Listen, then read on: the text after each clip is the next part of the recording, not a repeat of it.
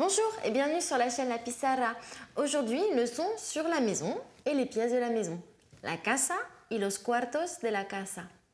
Tout d'abord, apprenons à dire dans quel type de logement nous habitons. ¿Dónde vives? Tenez donc, regardez cette question. Il y a un point d'interrogation à l'envers au début de la question, chose qui se fait de façon évidente en espagnol, puisque cela marque le début de l'interrogation. Tout comme on va avoir un point d'exclamation à l'envers lorsque l'on a une expression exclamative ou une phrase exclamative. Vale? Vale, qui veut dire d'accord, ok en espagnol. Allez, on reprend. ¿Dónde vives? Où habites-tu? Vivo en, j'habite dans, una casa, un piso, une maison, un appartement, et maintenant les pièces de la maison. Y ahora los cuartos de la casa. Je vais vous donner le lexique des pièces de la maison. À vous de les répéter de façon à les retenir. Je vous inviterai ensuite à reprendre cette leçon régulièrement de façon à bien les mémoriser. A ti te toca, c'est à ton tour. La entrada, l'entrée. La entrada. El salón, le salon. El salón. El comedor, la salle à manger. Et maintenant, les pièces de la maison. Y ahora los cuartos de la casa. Je vais vous donner le lexique des pièces de la maison. À vous de les répéter de façon à les retenir. Je vous inviterai ensuite à reprendre cette leçon régulièrement de façon à bien les mémoriser. Attention au pluriel. La marque du pluriel est le S. Néanmoins, lorsque l'on a un mot qui se termine par une consonne, comme habitación, qui veut dire la chambre, au pluriel, on dira las habitaciones. On va rajouter ES. Alors, je reprends. La chambre, la habitación. El despacho, le bureau. El despacho, qui se dira au pluriel los despachos. El cuarto de baño, la salle de bain, qui se dira aussi el baño. El cuarto de baño, ou bien el baño.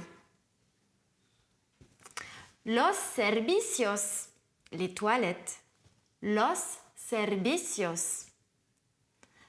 El desván, le grenier. El desván. La bodega, la cave. La bodega. Et enfin, le dernier mot, el garaje, le garage. El garaje. Voyons maintenant quelques autres éléments de la maison. Otros elementos de la casa. El balcón, le balcon. Au pluriel qui se dira los balcones. Los balcones. La terrasse. La terraza. On répète. La terraza. Le jardin. El jardín. El jardín. Le potager. El huerto. Notez bien que le H en espagnol est une lettre muette. On ne le prononcera pas. El huerto. Après moi. Et enfin, le toit. El techo. El techo. Et maintenant, un petit jeu de devinettes. Je vais te demander de situer certains objets de la maison. Pour situer, en espagnol, on va utiliser le verbe estar, qui veut dire être. ¿Dónde está? Où est? Ou bien où se trouve. ¿Empezamos? On commence? A ti te toca. ¿Dónde está la nevera?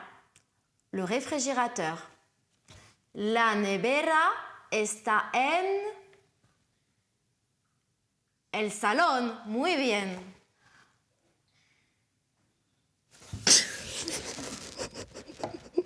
En période de confinement, ça peut être pratique, un frigo dans le salon. Mais non, c'est dans la cuisine, en la cocina. On continue notre jeu. ¿Dónde está la cama? Où est le lit? La cama está en... Muy bien, la habitación. Seguimos, on continue. ¿Dónde está el coche? Où est la voiture? El coche está en... Muy bien, el garaje. On continue, seguimos. ¿Dónde está la bañera? Où est la baignoire? La bañera está en... Muy bien, el baño, dans la salle de bain. Y por fin, et enfin, ¿dónde está el sofá? Où est le canapé? El sofá está en...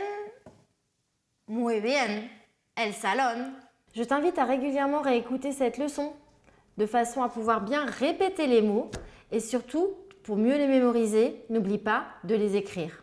Si cette leçon t'a plu et que tu veux être tenu au courant des nouvelles leçons à venir, abonne-toi à la chaîne La Pizarra et un pouce bleu. Hasta luego!